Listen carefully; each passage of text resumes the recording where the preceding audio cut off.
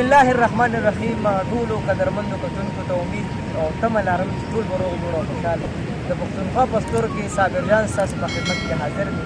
قدرمندو کتونکو دا وخت صابر جان په ملکند کې موجود دی او ملکند کې بیا په چکدره کې او چکدره کې بیا اماندره کې.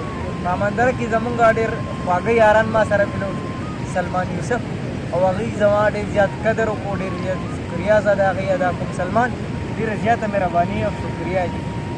بسم الله الرحمن الرحیم. صابر جان وروره ستا د پیج چې څومره هم مینان دي، ستا د چینل چې څومره هم کتونکي دي، ټولو ته زه د زړه د تل نه د اختر مبارکي نیکې هیلې او احترامات وړاندې کوم او په تېره تېره باندې ستا هم ډېر زیات شکرګزار یم چې تا اختر راوړو دلته موږ له. یقینا دا ډېر زه ویاړ کوم په تا باندې چې دلته رالې. ډېر زیات د فخر خبره ده، ډېر زیات د خوشحالۍ خبره ده خصوصا زما ده. سلمان دلته چې دا کومه نظاره مونږ وکړه که نه، دې چې څه نوم اخلي او دلته دا سیلګري چې راځي نو دا د دومره خوشحالۍ اظهار چې دوی دلته کوي که نه، نو دا صرف په ګرمۍ کې کوي او که نه دا په یخنۍ کې دوی دلته راځي. صابر جان وروره اصل کې دا ډسټرکټ ملکند دی او د ملکند سر ښار بټخیله کې دا یو سپاټ دی، دا یو ځای دی چې د دې نوم هیډ ورکس دی. هیډ ورکس دا د انګریزانو د وخت جوړ یو داسې ځای دی چې د قدرتي ګولاګانو نه مالامال صحیح شو.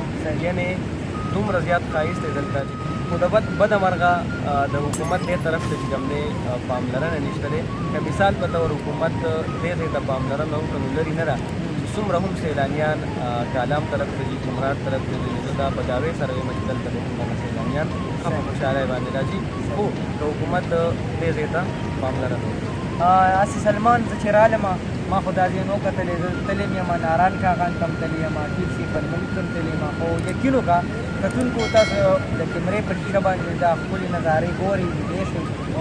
ډېر زبردست ځای دی، ښایسته یخې اوبه او سلمان تاسو وختي دلته د پلونو خبره کوله او دلته چې دا کوم د اوبو د روکو دپاره چې دا کوم څیزونه دي جوړ کړي دي نو تاسو وایئ چې دا د انګریزانو د وخت دي. په دې لږه خبره وکړه. بلکل جي دا د انګریزانو د وخت جوړ ځای دی او دا اوبه دلته کې سپلټ شوي دي، په ټو کې ډیوایډ شوي دي. یو ته نیر وایي، بل چې کوم دی بل طرف ته سیند ویلی شي. دا نیر چې کوم دی په دې کې د اوبه په مقدار باندې پرېښودل شي او دا بیا سیده ځلې درګۍ ته په درګۍ کې دلته کې درې پاور هاوس دي. زموږ سره یو ته ملاکنډون وایي، یو ته ملاکنډون وایي، یو بل زموږ سره ملاکنډون دي. صحیح شو.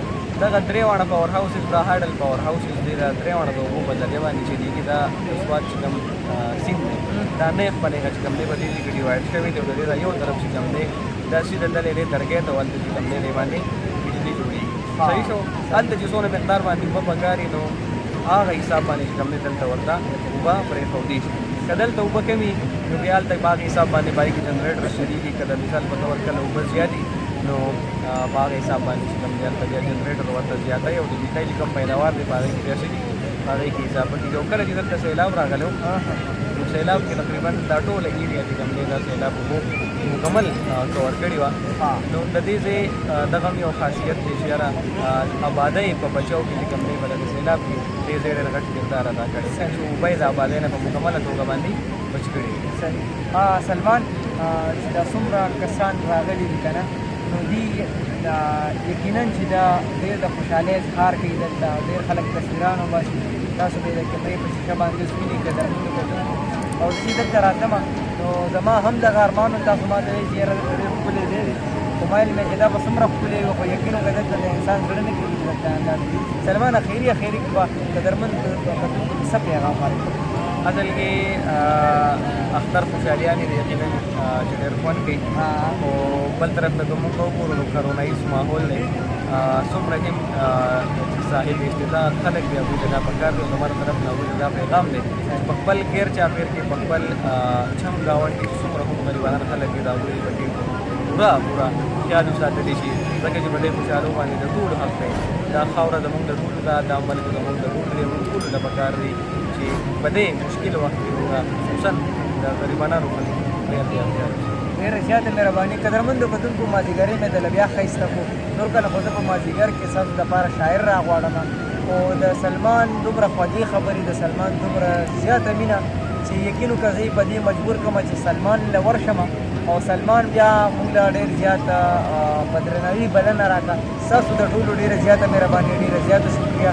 او دا ویډیو د نورو کتونکو سره هم شیر کړئ چې هغوی هم د دې نه خوندونه او مزې واخلي. ډېره زیاته مهرباني. د لوی الله پاک.